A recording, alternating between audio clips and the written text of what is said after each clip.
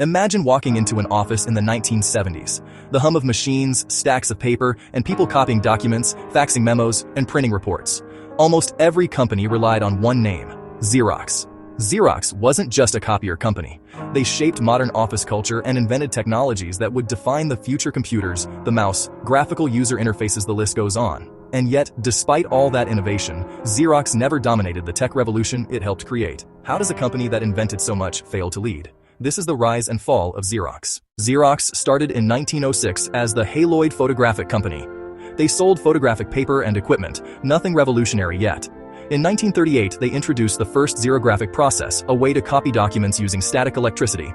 By 1959, the company rebranded as Xerox Corporation and launched the Xerox 914, the first commercially successful plain paper copier. It was huge, revolutionary. Offices no longer relied on messy carbon paper or messy duplicating machines. Productivity skyrocketed. Xerox became synonymous with photocopying. The term "to Xerox" something even entered common language, proof of their dominance. By the 1960s, Xerox had captured the copier market and was an unstoppable force in business. During the 1960s and 70s, Xerox wasn't just copying documents, they were innovating beyond paper. At their famous Palo Alto Research Center, PARC, they created technologies decades ahead of their time. The graphical user interface, GUI, the computer mouse, Ethernet networking, object-oriented programming concepts. These inventions would later power companies like Apple, Microsoft, and Adobe. In other words, Xerox was inventing the future, and yet they weren't the ones who capitalized on it. Xerox's problem wasn't lack of innovation, it was execution and vision.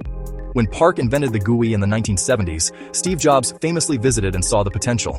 Xerox invented the interface, Apple turned it into the Macintosh, Microsoft followed with Windows. Xerox created technologies that would define personal computing, but they stayed focused on copiers and office machines.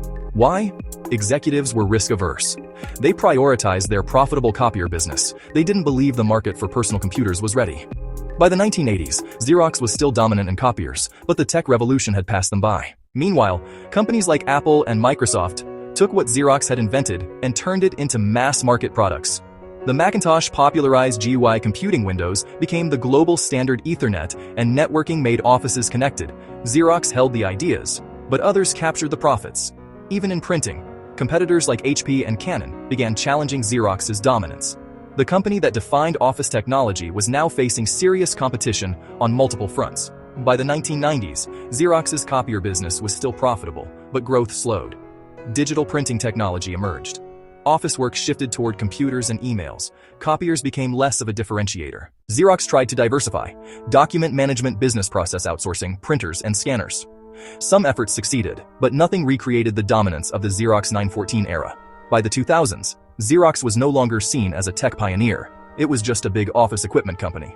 The brand survived, but the myth of Xerox as the cutting-edge innovator had faded. Xerox's story teaches several lessons. Innovation alone isn't enough. You must also execute and commercialize your ideas. Profit can blind you to the future. Their copier empire made them hesitant to disrupt themselves. Vision matters. Technology adoption requires seeing beyond the current market. Culture matters.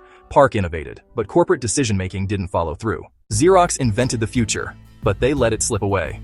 Today, Xerox continues to exist. Printers, copiers, and document management solutions. Focused on enterprise services. It's profitable, but it's no longer the innovation giant it once was. Yet, every time you use a copier or say, "I need to Xerox this," you're reminded of the legacy of the company that changed the way offices worked forever. Xerox was a company of brilliant inventions, copiers that revolutionized offices, technologies that birthed personal computing, networking that connected the modern office, but brilliance alone couldn't guarantee dominance. Xerox shows us that in business, vision and execution must go hand in hand. You can invent the future and still lose it. Kodak, Blockbuster, MySpace all tell a similar story. Xerox invented the future, but others got the glory. And that is the ultimate lesson of innovation. Creating something is only half the battle, making it matter is the rest.